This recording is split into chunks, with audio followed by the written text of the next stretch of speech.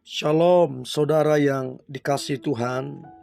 Saya berdoa saudara dalam keadaan baik, sehat, serta melimpah dengan ucapan syukur. Firman Tuhan hari ini, dosa yang tidak dapat diampuni. Sebelumnya mari kita berdoa. Tuhan Yesus, terima kasih buat hari ini. Kami ada semua karena anugerah Tuhan. Hari ini kami mau dengar firman-Mu, urapilah kami supaya kami mengerti firman-Mu, terlebih kami menjadi pelaku firman-Mu. Dalam nama Yesus kami berdoa, amin. Dosa yang tidak dapat diampuni. Markus pasal 3 ayat 28-29. Aku berkata kepadamu, sesungguhnya semua dosa dan hujat anak-anak manusia akan diampuni. Ya, semua hujat yang mereka ucapkan. Tetapi apabila seorang menghujat Roh Kudus, ia tidak mendapat ampun selama-lamanya, melainkan bersalah karena berbuat dosa kekal. Lukas 12 ayat yang ke-10. Setiap orang yang mengatakan sesuatu melawan anak manusia, ia akan diampuni. Tetapi barang siapa menghujat Roh Kudus, ia tidak akan diampuni. Saudara yang dikasihi Tuhan, jikalau kita memperhatikan perikop ini, Markus pasal 3, maka kita akan mendapatkan satu perdebatan antara Yesus dengan para ahli Taurat, di mana para ahli Taurat yang menuduh Yesus memakai kuasa Beelzebul dalam mengusir setan. Terjadi satu perseteruan, penolakan ahli Taurat kepada Tuhan Yesus, sehingga mereka menyampaikan tudingan-tudingan yang sangat menyakitkan. Nah, kalau kita perhatikan, Yesus menjawab mereka dengan sangat tegas. Dikatakan, bagaimana iblis mengusir iblis? Di sini Yesus sedang menegaskan dirinya bukanlah pengikut iblis atau Beelzebul. Bahkan sebaliknya, dia adalah musuh terbesar iblis. Ahli Taurat mencoba memutarbalikkan fakta karena mereka punya kebiasaan sangat jahat, kebiasaan daripada kuasa si jahat. Tuduhan ini menunjukkan bahwa ahli Taurat tidak percaya kepada Yesus, dan mereka tidak menerima Yesus sebagai Tuhan dan Juru Selamat yang hidup. Dari sini kita belajar di mana ahli Taurat pada masa itu di Markus pasal 3 ini, ahli Taurat mengambil posisi melawan Yesus sebagai wujud ketidakpercayaan. Maka lahirlah ucapan, sesungguhnya semua dosa dan hujat anak-anak manusia akan diampuni. Ya, semua hujat yang mereka ucapkan. Tetapi apabila seorang menghujat Roh Kudus, ia tidak mendapat ampun selama-lamanya, melainkan bersalah karena berbuat dosa kekal.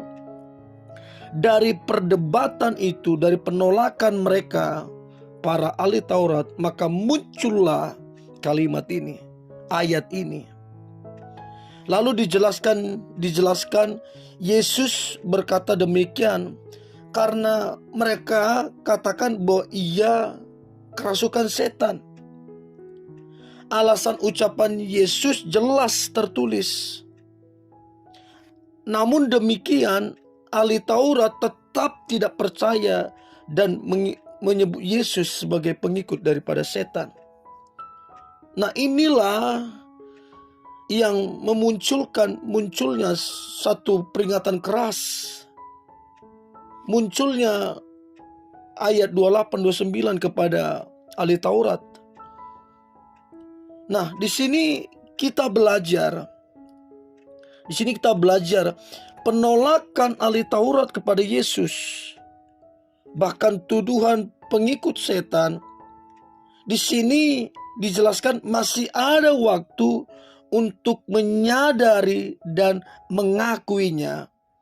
Karena itu dikatakan diampuni, masih ada waktu meminta pengampunan. Yesus masih ada di dunia. Pengampunan masih terbuka bagi mereka. Nah, ketika Yesus Kristus mati, bangkit, dan naik ke surga, namun mereka tetap tidak percaya.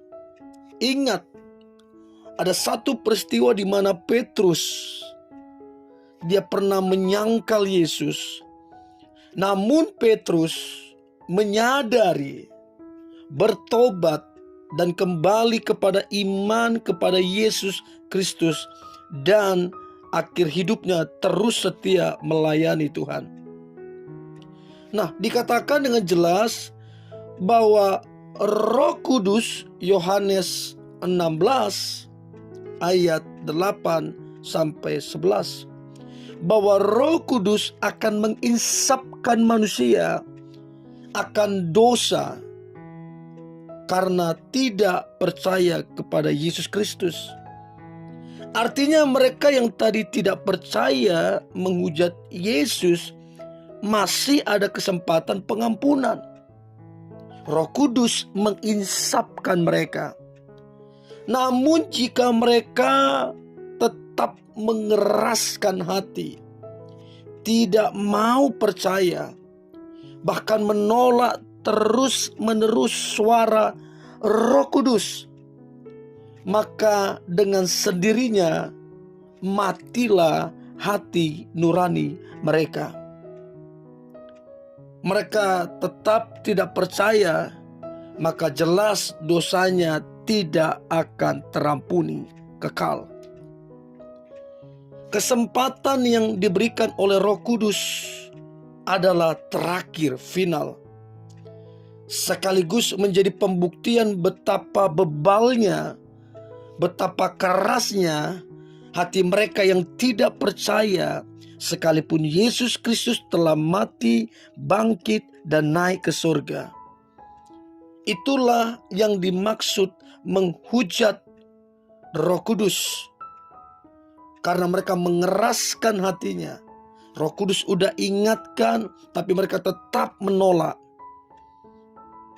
Nah, di sini kita belajar bahwa Roh Kudus akan menginsapkan manusia. Tapi kalau mengeraskan hati, menolak terus-menerus, maka beballah hati manusia itu. Nah, inilah yang menyebabkan dosa yang tidak terampuni diambil oleh orang-orang yang mengeraskan hatinya, sekalipun Roh Kudus terus-menerus menyampaikan pertobatan. Dosa tidak terampuni bukan karena Allah tidak mengampuni. Dosa yang tidak terampuni ini karena manusia mengeraskan hati terhadap suara Roh Kudus, sehingga terus-menerus menolak pengampunan, dan akibatnya dosanya tidak terampuni. Untuk itu saudara, biarkan hati kita, lembutkan hati kita untuk Roh Kudus mengisapkan dosa-dosa kita, sehingga kita memperoleh pengampunan.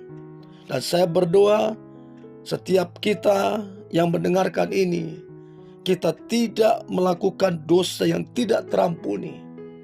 Mau sekecewa apapun, mau sepahit apapun, mau sebingung apapun, relakan hatimu untuk diinsapkan oleh Roh Kudus, sehingga saudara boleh menerima keselamatan daripada Yesus Kristus, dan saudara namanya boleh tercatat di kitab kehidupan.